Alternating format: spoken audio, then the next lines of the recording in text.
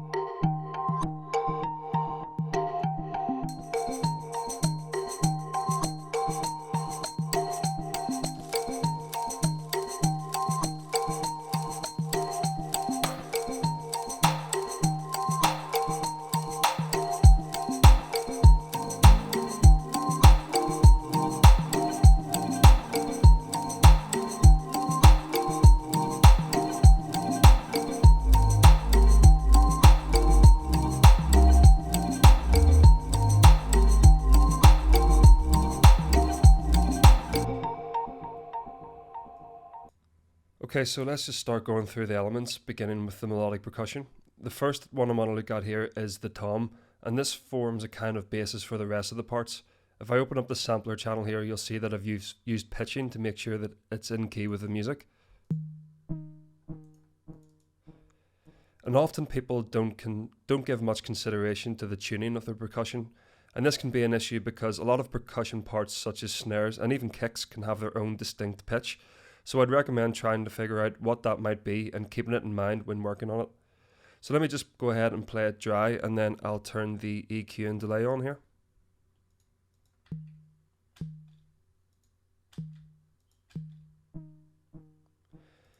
The EQ here simply removes some unwanted lows from the sound, and the delay is just a native plugin I've used to add more rhythm to the sound. I've created a quarter note ping pong pattern and also removed some of the high end from the signal to differentiate between the dry and the wet. It also has some mild saturation to help distinguish it even further.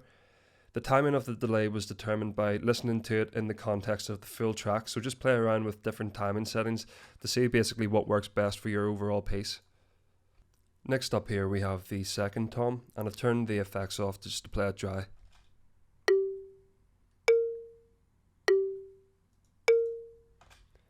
The EQ on the insert here just takes off all low end beneath the dominant frequencies, but the sends are what change this particular sound, so let's go ahead and activate the first one.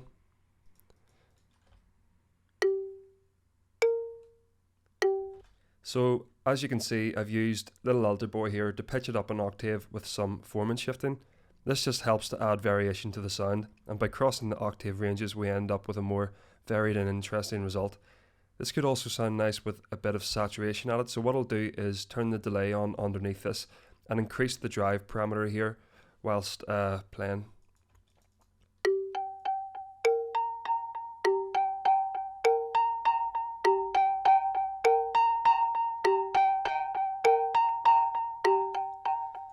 So now let's open Echo Boy. And like the previous tom, I've created a rhythmic pattern by shaping the delay in such a way that it has two echoes set up at different timings. So one echo is an eighth note whilst the other is a quarter note, and these different settings bounce off one another just to add further rhythm to the overall piece. I've also used a more modulated algorithm titled Space Echo and added some saturation to strengthen the overall signal.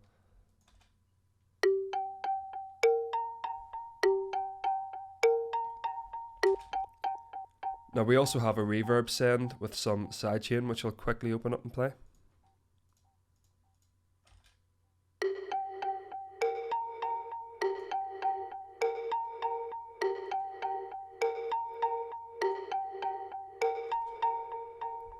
Next up we have some Kalimba added in. I've turned everything off and I'm going to play it dry.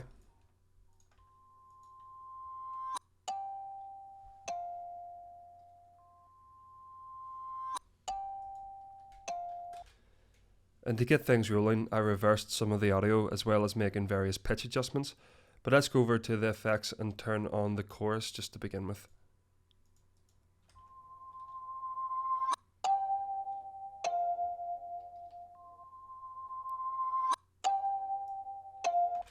And this TAL chorus is free to download, and I love the sound of it.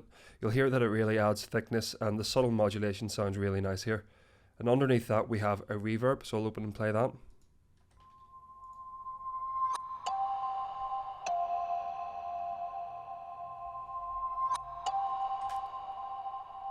And immediately you'll notice that it has a huge decay time, and I wasn't too bothered by things getting muddy here because I have a sidechain playing through the limiter at the bottom of this chain, so the reverb gets some movement of its own and keeps it from being too washed out.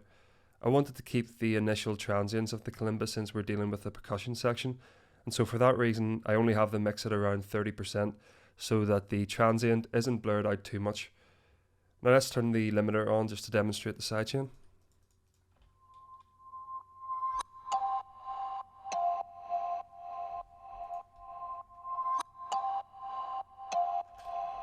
And once again I'll quickly play all the melodic parts together.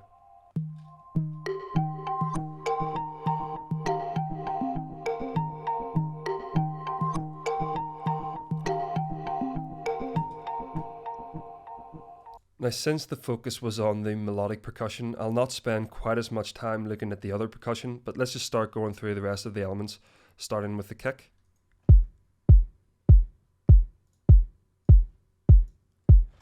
And this is just a basic 4 on the floor pattern with a bit of EQ to remove anything below 30 Hz. I usually don't take anything above that with kick drums because then you run the risk of losing its weight. So next up we have a Rimshot, which is linked to Ascend for reverb. I usually always keep my snare clap and Rimshot reverbs on Ascend just to preserve the transients. Because these sounds usually hit on the 2 and 4, you most likely want them to cut through the mix well, and so this just keeps the dry signal intact.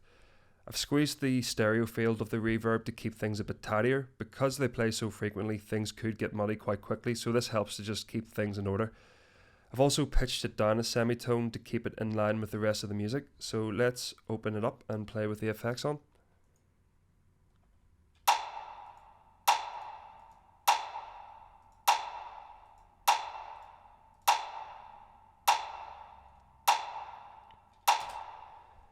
Next we have a snare to pair up with the Rimshot, and I've scooped out some of the mid section in this one because I find that this is a region that can get quite overpowering for snares and claps.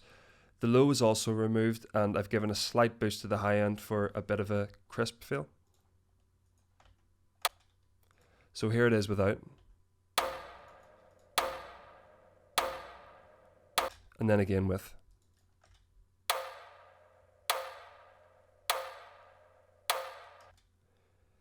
Next up we have a hat pattern, so let's solo it and go to the MIDI.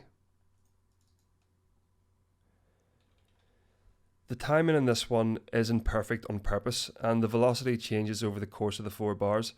Both of these changes add some subtle variation that keeps it less monotonous. To also increase the variation, I've added a phaser on the insert, which changes the sound periodically. So let's open the mixer up and play this. First of all without. And then with.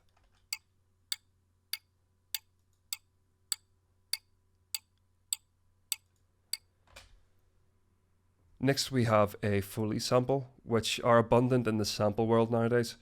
I chose one at random and added some sidechain to give it some movement. I've also EQ'd a lot of the low end out because these environmental recordings often come with a lot of inherent rumble, and usually you don't want that included in the full mix. So let's just play it quickly.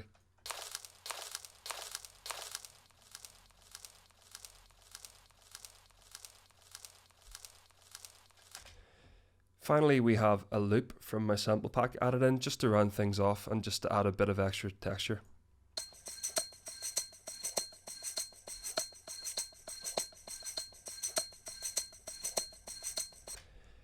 So one last time I'm going to turn each element on one by one and gradually build things up to give you a clear idea of how everything comes together. I hope you found these insights useful, and I'll see you in the next video.